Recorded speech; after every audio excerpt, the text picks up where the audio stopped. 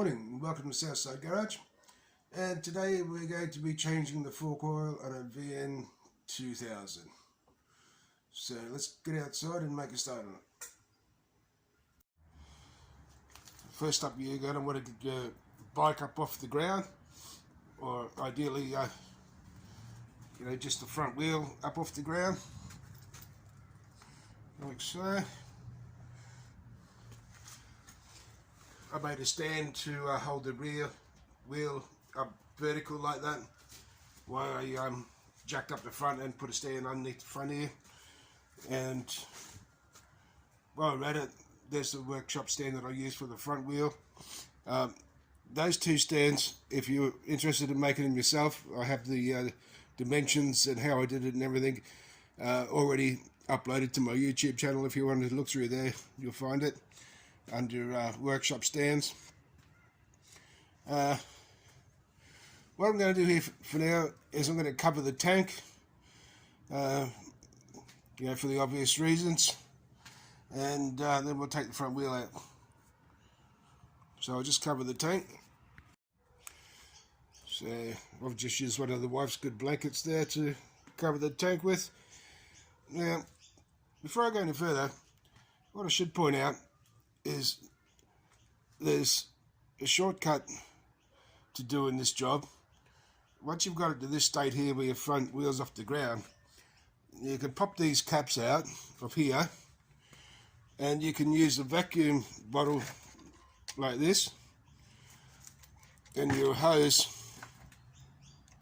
just the same as what you use for a brake bleeder, and you just run the hose all the way down your fork leg to the bottom there, suck out as much oil out of each fork as you can. Maybe repeat the process a couple of times, leave it sit for a bit, and then come back and do it again, and so on. That's a shortcut method to do it.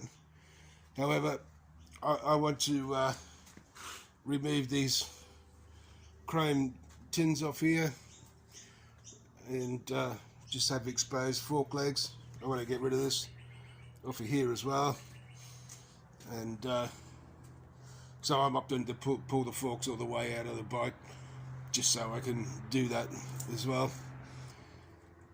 And so what I'm going to do now is take both of the brake calipers off and hang them from a piece of wire off the bike here. Now they're 12mm bolts, 2 on each side, that hold the calipers on. And that's that one there and that one there, 2 12mm bolts on each side. So I'll go ahead and do that, and I'll loosen off the 2 pinch bolts. They're 6mm Allen keys on this side fork leg, which is your throttle side. And with the 22mm hex bit, I'll remove the axle and the front wheel. So I'll just do that. The 4 bolts that hold the fender on, they're also 6mm. There's 2 on either side. One here, one there. You actually have to loosen those off to remove the calipers. This bracket here has actually got the nuts on the back of it for the fender, so I just loosened the bolts off but left them in the hole for the time being while I removed the front wheel. Now we can pop those bolts out and the fender should drop straight down between the forks and we'll be able to remove it. Next we're going to remove the headlight. Just a Phillips head screw on either side there, same on the other side. So I'll whip those out. So to remove the front headlight assembly, the front part of it, it's just one connector at the back there. I'll show you on the bike.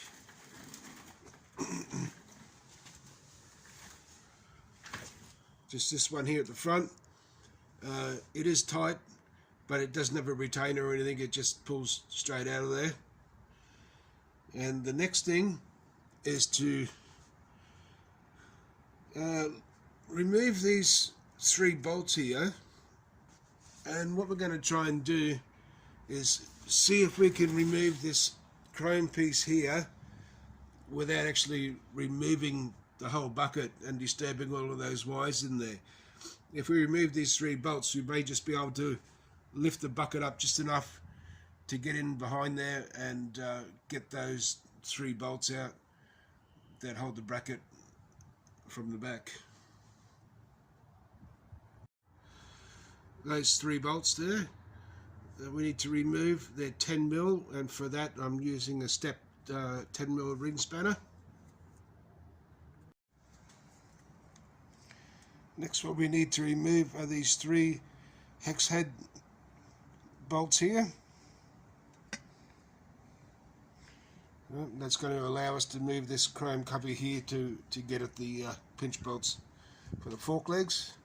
And to remove those, I'm using a 4mm hex head 3/8 drive. So we were able to remove this bracket that holds the headlight bucket without actually removing all of the wires out of the bucket and so on. And then once we got this off, I was able to slide this piece up, which reveals the 2 bolts for the bottom triple clamp, for the fork legs. So what we need to do now is come up to the top. We'll leave these where they are for the time being. We'll come up the top and we'll release the clamp on the fork legs on the top clamp here. Take these bungs out, these caps out, and remove the clip and bung from underneath. Why the forks are still on the bike, because it'll make it a lot easier than trying to do it off the bike. So once we've done that, then we can undo these 2 bolts on both sides and take the fork legs out. And then we'll be able to get rid of these tins that I want to take off as well. So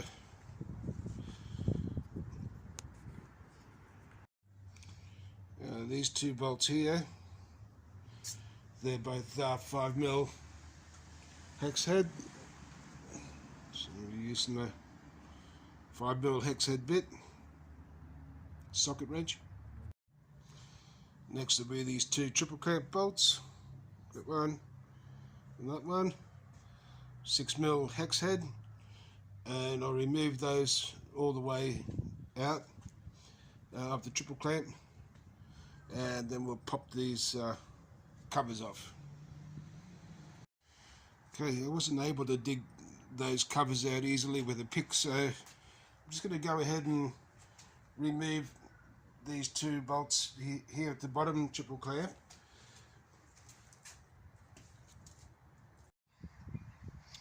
So they're both 8mm hex head bits.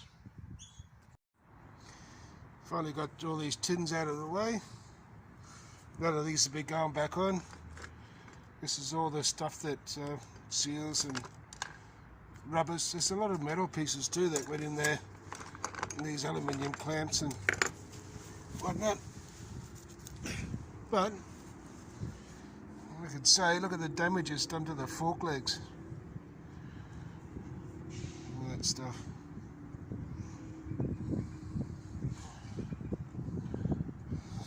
Anyway, clean that up as best we can before we put them back on. So that's what it looks like with all the tins out of the way.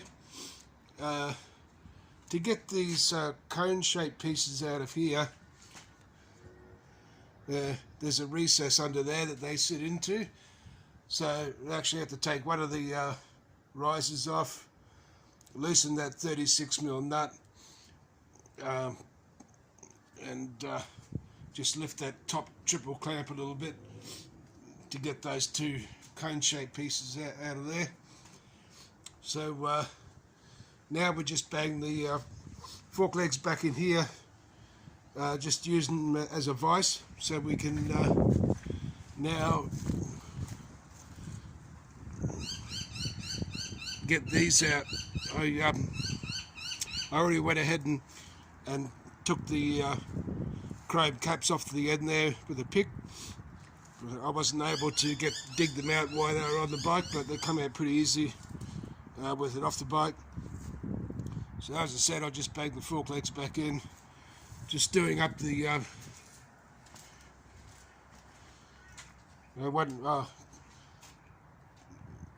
least one of those bottom clamps anyway. Don't put anything in the top, and we might need to use a gear puller or something like that to push down on the center of that, so we can dig the retaining clip out. Then we'll take them back out again and drain the oil out of them. So I ended up getting a little bit better set up here. I've got this stand out and I've zip tied the bars to the stand up out of the way so we can work on this. I used the gear puller, as I mentioned, to push down on the top of the fork leg there to reveal this little clip here. So just gently with your pick, just dig that out of there, and then we're ready to repeat that process on the other side, the other fork leg, and then we can start draining the oil out. When you're putting this your puller on to depress that bung there, just keep in mind that that's only cast aluminium that you're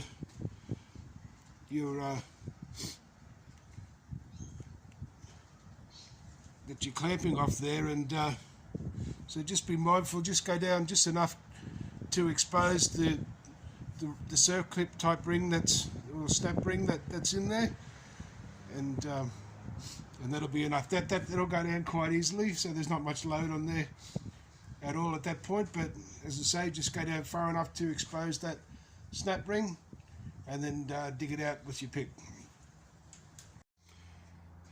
Okay, so now I have both of the fork springs out, some drain buckets ready. Before I start emptying the oil out of the forks, is just one last thing I'm going to do, and that's just measure the air gap with the forks fully compressed to see if it has the right amount of oil in there. Should be an air gap of about 196 millimeters from memory. And I'll also measure the length of the springs here and see if they're in spec as well. So I'll just go ahead and do that. Okay, so both springs were well within spec. They were actually at the high end of the spectrum, 567 is where they should be. And as far as the oil was concerned, it was about 5 to 10 mil low in each fork leg, but that's here nor there really. That's pretty close.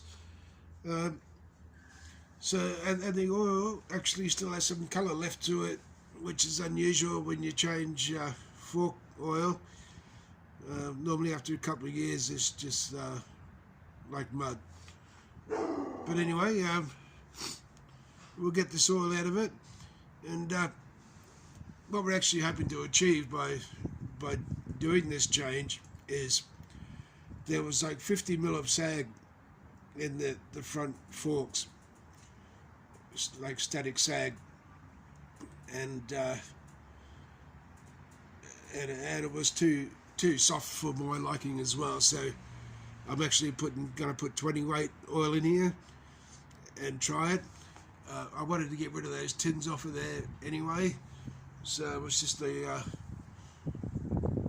kill a couple of birds with one stone sort of thing. And should I need to change oil again, I'll just do it in the way that I showed you in the very beginning of the video. I won't be needing to take the fork legs out or anything.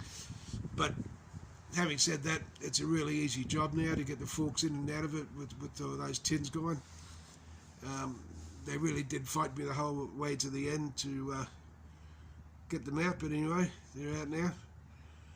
Took a few shortcuts by leaving the wiring still in the bucket without disconnecting all that and taking the bucket all the way off and so on. But all good. I'm going to whip these forks out, leave them to drain overnight, and we'll put it all back together tomorrow. So I'm just starting to put some stuff back together now. Using a bit of mothers there with a headlight bracket. I want to put the headlight, all that assembly back together.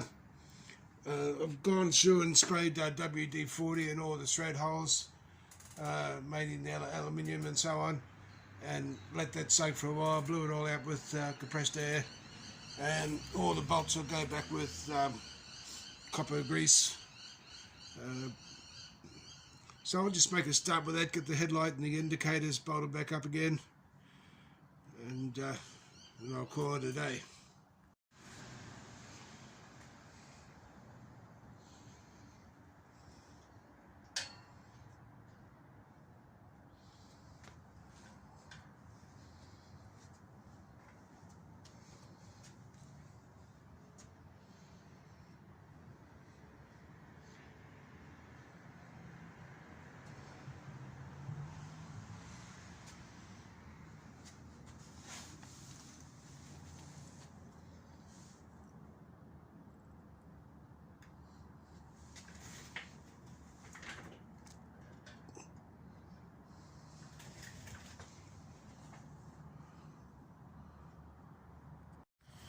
Good morning. We're back at it again. All I've done this morning so far is put the fork legs back in dry, and what we'll do now is get the oil levels right in the forks, put the springs back in and put the caps back on, and that'll be the forks done. What I'm doing here with the old oil, so I'm just checking volumes, what was in each fork leg, just to see if it was the same. The actual condition of the oil is actually very good. It's obviously hasn't been in the bike very long, but there's no way of telling when you buy a used bike. I bought this bike in November, and yeah, there's just no way of telling. The front forks, as I mentioned earlier, had a lot of sag and they're very springy in that, so I don't know what weight oil was used or anything like that, but I'm going to put a 20 weight. If you can see that little yellow mark there, that was in this one was in the other fork leg, so the same in this one.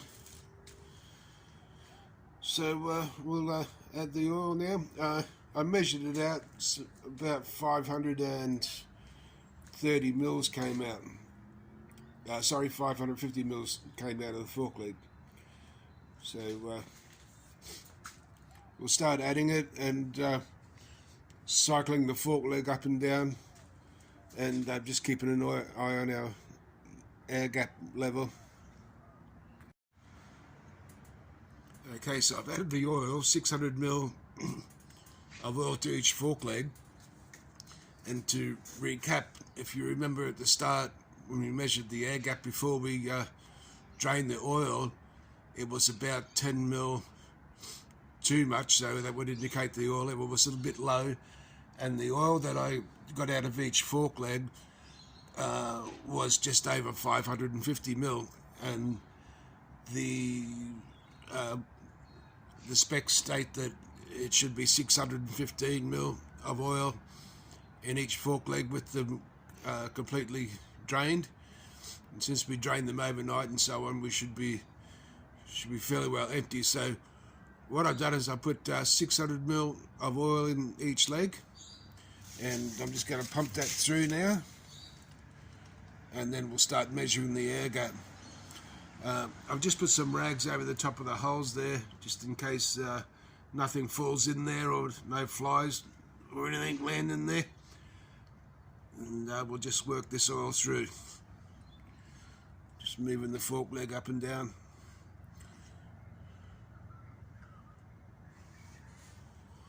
So I'll work that through on both forks, and then we'll measure and see what sort of air gap we got. So the fork legs ended up taking 615 mils of oil, just like the book said it would if they were completely dry. And so now we're reinstalling the caps up the top here.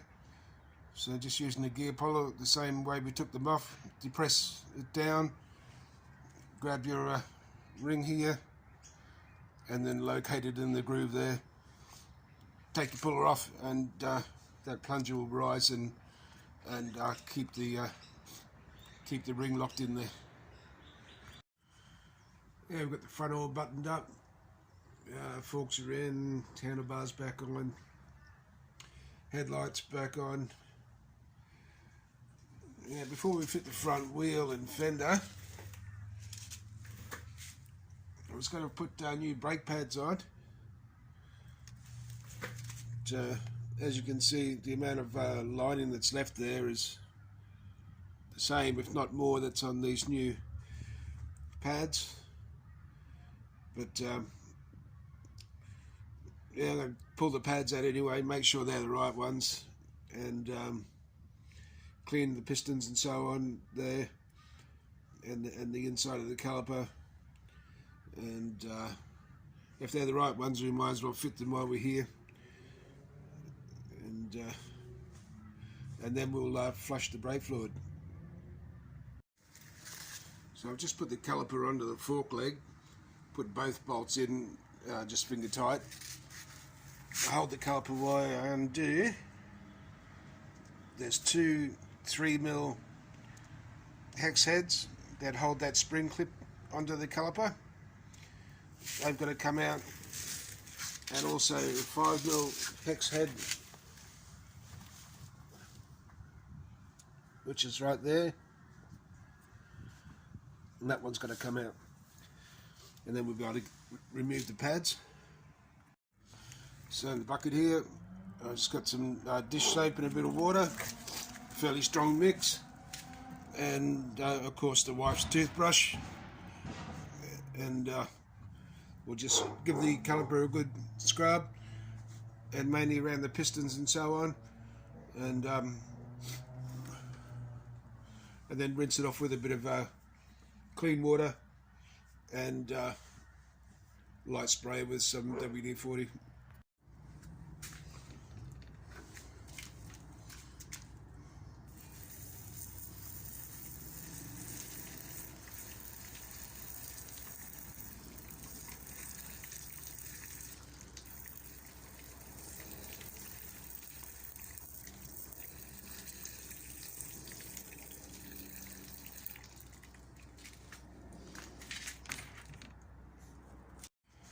What's important to remember whilst you have your brake pads out of the calipers is that nobody squeezes your brake lever, because what you don't want to happen is your caliper pistons to pop out of there, because then you'll have to put new seals in, because there's a good chance that they will leak if you just push them back in again.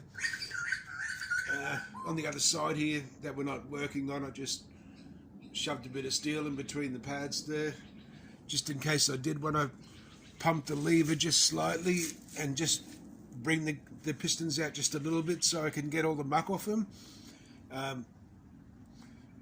Because when you replace pads, depending on how worn they are, when you get the new ones in there, to get them to fit over the disc, you're going to need to push the calipers back a little bit. That's not going to be the case here, but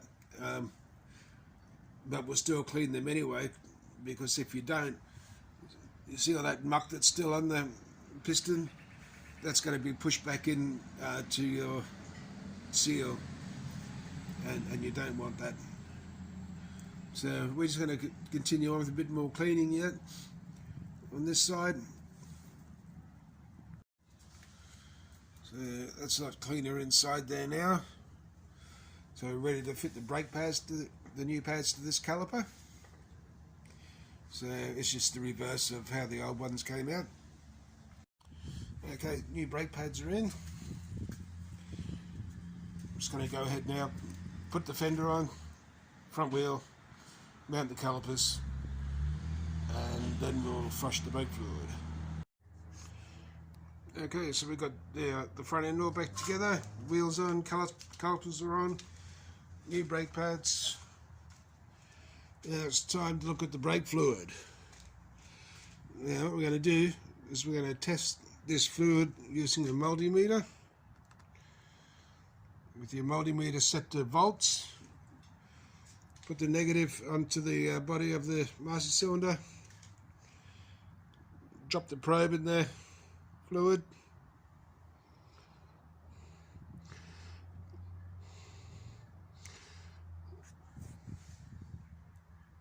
It's at 0.14.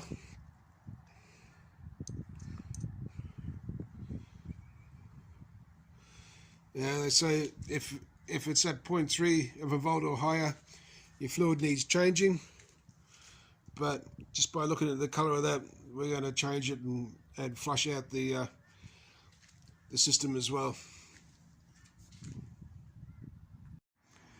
So what I'm going to do now is use this air operated vacuum pump to suck the fluid out of the reservoir, and we'll just check that and make sure it's a glycol based fluid that's in the system, and not a 5.1. So we've got a sample of brake fluid here. Put a bit of water with it, and if it starts to mix like that, that means it's glycol based brake fluid, which is what's supposed to be in there, as opposed to a silicon based brake fluid, because they don't mix with each other. So at least we know now that it's definitely got glycol based in it, and that's what we're going to put back in it.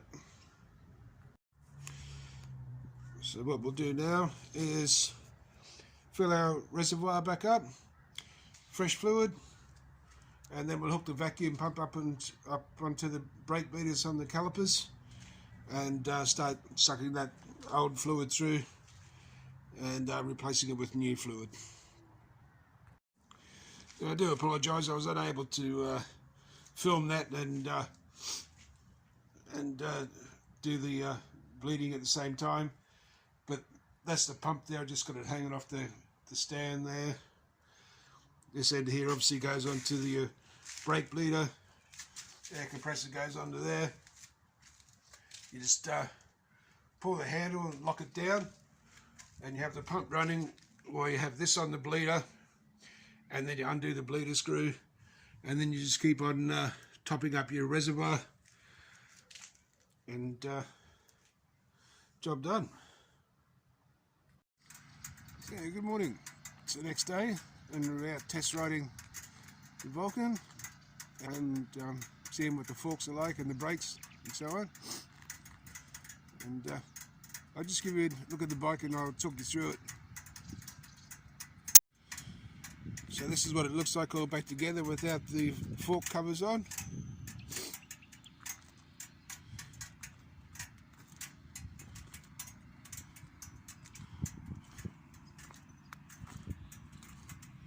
So in regards to the 20 weight fork oil, do I like it? Yeah, I think it's great.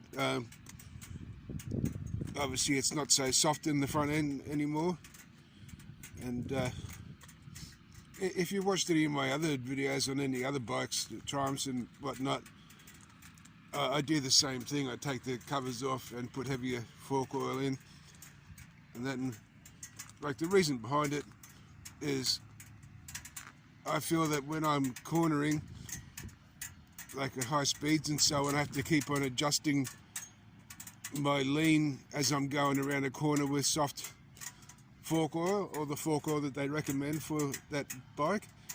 So when I go heavier, once you lean into a corner, you just maintain that same lean right through the corner, and you actually have to lean in a little bit harder than you do as well with the softer oil. But once you lean in, you just maintain that same lean, and you don't need to adjust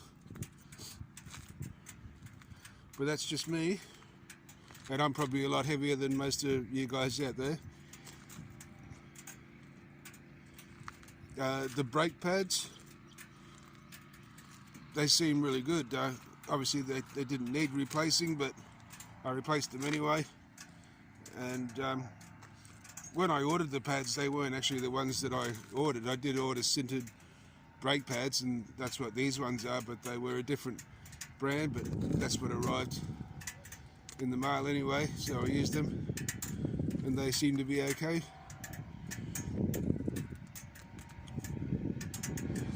What else was there? As far as handlebars are concerned, I'm probably going to make a set at home, and then I'll take them to a handlebar manufacturer just down the road from home and get him to make a set based on that design.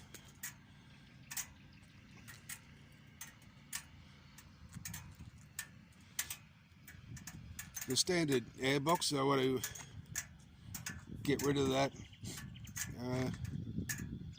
and put on like a 4-inch diameter intake pot on there, but I don't know when I'll get started on that.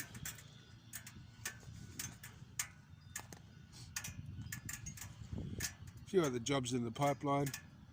I might even get the mini boards out that came off the rear, the pillion footrest, and I might even give them a whirl up the front here too and see what they look like.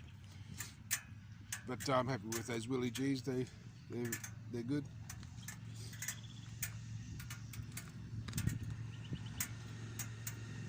But, feel free to leave any comments or whatever if you want to know anything further. I tried to cover as much stuff as I could. You know, so anyone else that sort of wants to work on their own bike, they've got some sort of a guide to follow. So what's involved in pulling your bike apart. With the brake bleeding, I do apologise. I couldn't hold the camera and do that at the same time, but you get the general idea. There's a lot of good videos out there on YouTube of how to use those brake bleeders, and a lot more informative than what I did. And they work surprisingly well, those things. Makes a nice neat job out of flushing your brake fluid.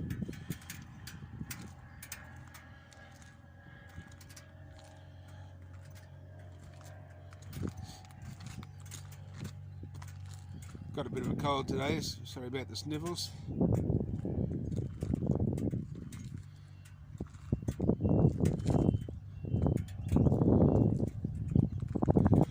But that just about wraps this video up, guys. I hope that helps somebody, and I'll catch you on the next one.